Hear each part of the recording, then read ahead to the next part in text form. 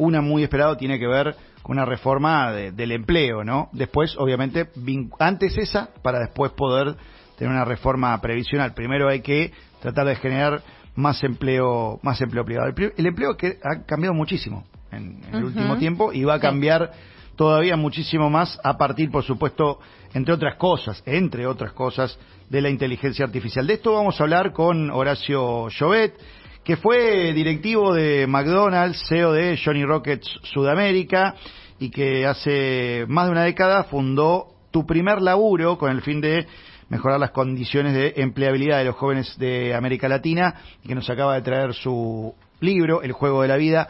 Horacio, bienvenido al Disparador.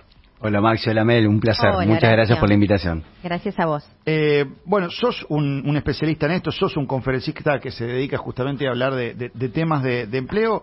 ¿En qué momento estamos? ¿Estamos ahí en la cornisa, al borde de un cisma en lo que tiene que ver con empleo en el mundo? Yo creo que estamos viviendo actualmente una de las revoluciones más importantes en general, en la vida en general. Creo que hoy recién la gente ahora está tomando conciencia de la revolución que está causando realmente todo lo que está alrededor de la inteligencia artificial, la robótica. De hecho, se está hablando que... ¿Es solo flexibilizar las condiciones en lo que necesita una reforma laboral? Porque claro, es cierto, lo que ha generado la mayor parte de los puestos de trabajo en el último tiempo son monotributistas. Exactamente. Cuando vemos los datos de Argentina en los últimos 10 años, lo que más creció en Argentina en los últimos 10 años fue el empleo público y los monotributistas. Y el empleo privado era que siempre subía, caía, subía, caía. Nunca tuvimos un crecimiento estable en lo que es el empleo privado generado obviamente por las empresas. Entonces, ¿cómo se genera más empleo privado registrado? Hoy creo que tenemos que, un poco de los puntos que están trabajándose en la reforma, creo que deberían ayudar un poco hoy, y te lo habla alguien que arrancó con una startup, hoy ya es una empresa un poco más grande, pero bueno, puedes tributar de la misma manera cuando generas una pyme o una empresa chica a lo mismo que una multinacional que tiene una mega espalda. Acá tributás todo de la misma manera. La otra vez había un estudio que hizo el IAE aquí en Argentina que decía, si las pymes pagaran todos los impuestos como corresponden, no podrían sostenerse en vida. Y es verdad, uno va pateando el IVA, compra una factura, Claro. El argentino está preparado para encontrarle la vuelta de cómo pagar menos impuestos de manera viva, el vivo argentino, ¿no? Si bueno, declaro esto para pagar menos ganancia, compro facturas de IVA para minimizar el pago que estoy haciendo. Entonces, hay toda una trampa ya como autorizada, legalizada en el ambiente del mundo empresario que no está buena. Me parece que es un momento de sentarnos a hablar, y cuando habla, por recién decías un poco de la parte no sindical o gremialista, que están un poco en contra a veces de todo este tipo de reforma laboral. Lo están diciendo tipos hace 30 años, están fijados en el mismo puesto, con una mirada totalmente obsoleta. Segundo, ¿qué hay más precario que tener el 40% de la población en Argentina hace 10 años en la informalidad?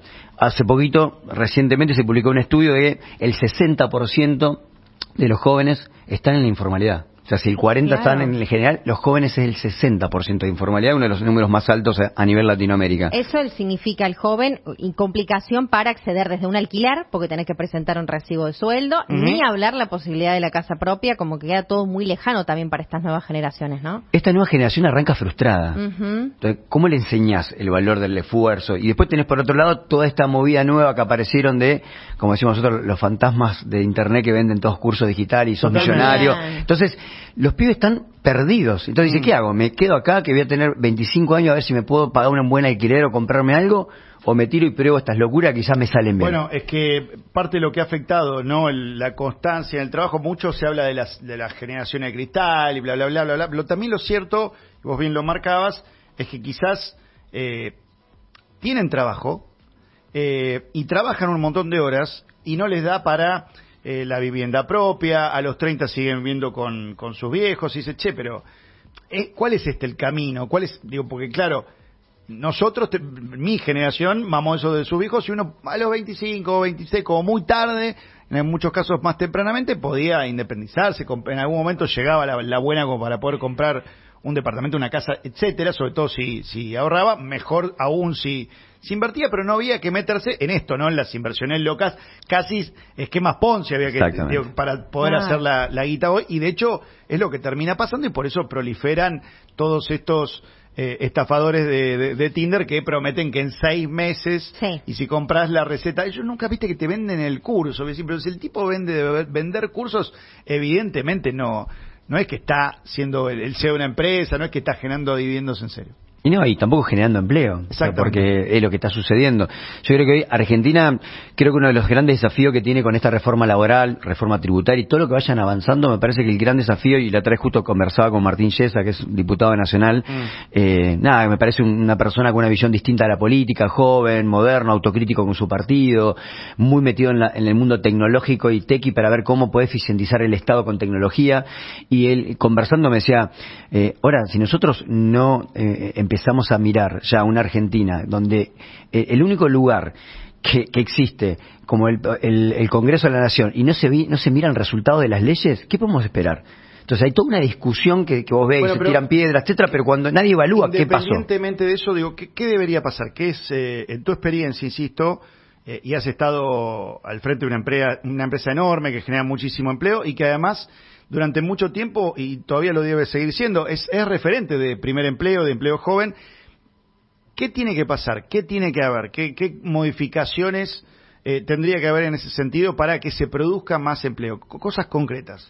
Mira, hoy una de las cosas creo que hay que hacer inicialmente es esto, hacer una escala tributaria que sea escalable a medida que tu compañía, tu empresita o tu pyme, como sea, va creciendo. Entonces, si yo aporto, pago.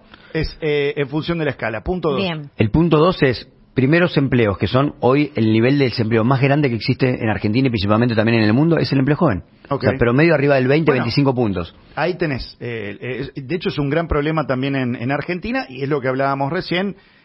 ¿Cómo también motivarlos para que se lancen al mercado laboral? Porque también se ha extendido la edad de entrada, ¿no? Entonces, si vos tenés 28 y tenés que arrancar, ya sos relativamente grande, y también es cierto que ese esfuerzo que quizás podías hacer a los 18, a los 28, a mí me pasa todo el tiempo caen antes caían los redactores, tenían 20, 21, 18, 19, hoy los primeros redactores que agarramos en noticias a veces tienen 27, 28 años, han hecho el posgrado, buenísimo, pero experiencia laboral cero, y los mandas a lo que antes era picar cables, pero hacer el laburo más básico en una reacción, porque es por donde empezás, y dicen, pero yo quería venir a ser gerente, estás para más, claro. No, yo creo que una de las cosas que está pasando, Maxi, es que Argentina primero es el país donde mayor cantidad de horas se trabaja casi en el mundo. O sea, y en Latinoamérica es el país que más se trabaja,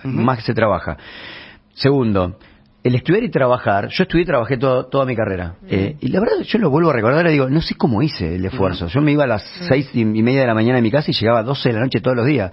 Y era trabajar, estudiar. Y hay gente que no lo puede tolerar, hay gente que no le da los recursos. Entonces, por ejemplo, el país vecino Chile, hace un par de años sacó una ley llamada Ley de Estatuto Laboral Juvenil, que era una ley bien 100% orientada a impulsar desde lo tributario, desde los aportes que vos tenías que hacer a los trabajadores y de la flexibilización laboral. Ya bueno, arrancás con un contrato de 30 horas semanales que se ponen de acuerdo al horario que vos tenés que estudiar. Lo acomodamos. Y cuando llega el verano, enero y febrero, que no estás estudiando, podés hacer una extensión autorizada por vos hasta 45 horas. Entonces, permitía que yo como empleador pueda tener personas part-time trabajando que me pueden aportar y de paso van aprendiendo, y cuando necesito full-time en épocas de evento, lo puedes poner full-time. Es una ley que funcionó muy bien en Chile. Entonces digo, hoy hay muchas leyes que tenemos que compararlas. La OIT decía que la verdad que yo he tenido la posibilidad de participar en Naciones Unidas durante varios años, tuve la oportunidad de dar un discurso sobre empleo juvenil y siempre hablan lo mismo, o sea, siempre hablamos de los mismos números, siempre hablamos que hay que compartir políticas públicas gubernamentales, pero siempre queda en el discurso, o sea, tendríamos que empezar a trabajar mucho más comunitariamente. Hablamos mucho de los jóvenes, dediquémosle un párrafo, si se puede, también al empleo del post-50, que ha sido un expulsado del mercado, que por otro lado se ha extendido la vida útil de las personas, que además, el propio sistema necesita que se jubilen más tarde, ¿no? Porque hoy no da abasto, y que cada vez es más permeable a la reformación, a la tecnología, tiene un nivel de sacrificio que probablemente el de 20 y pico no. convencer, porque aquí me parece que es al revés. En un momento las empresas solo querían gente joven, el empresario quería entrar y ver ahí una especie de patio de juegos. Y ha sido muy vapuleada la gente de 50. De hecho, muchos de ellos dicen, últimos años de mi vida, quiero estar estable, quiero estar en blanco, quiero tener aportes. Incluso se jugarían a un lugar donde les paguen menos, pero estén en blanco. ¿Cómo, equilibrar esas dos necesidades? Es que hoy los dos nichos de mayor nivel de desempleo son estos, los jóvenes y los post 45-50 años. Mirá, en Argentina solo el 5% de los trabajadores que están registrados son de mayor de 50 años. O sea, es muy poca la cantidad de gente que está trabajando post 50 años.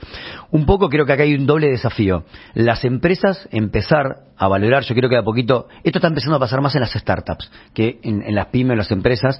¿Por qué? Porque las startups muchas veces los creadores son pibitos de 22 años, que tienen ideas maravillosas, pero no saben de la gestión, no saben de la resiliencia, no saben del trabajo en equipo, no saben de tolerancia a la frustración, que sí lo tiene el de 45 o 50 años, ya se bancó todo, y que ya tiene una expertise, que ya tiene quizás sus hijos más grandes, que tiene ganas de trabajar, tiene tiempo disponible. Entonces hoy las startups están empezando a incorporar gente mayor a 40. Entonces yo digo hoy, no es inaceptable que hoy a mi mamá yo te le sigo explicando cómo a mandar una ubicación por el WhatsApp. Hoy nuestros hijos ya lo tienen recontraincorporado. Eso, bueno, cómo las personas mayores empiezan a amigar más con todo el avance tecnológico y empezar a incorporarlo. Creo que eso va a ser uno de los grandes diferenciadores. Un placer tenerte en este programa. Insisto, recomendamos tu libro. ¿Vas a estar en la Feria del Libro? Estamos viendo para ir a hacer firma del libro, pero bueno. Qué lindo. Estoy todavía cerrando el día, sí. Excelente. Horacio Llobet, El juego de la vida, se llama propia empresa, el famoso camino del emprendedor, pero vos lo elegiste. Muchas gracias por la invitación.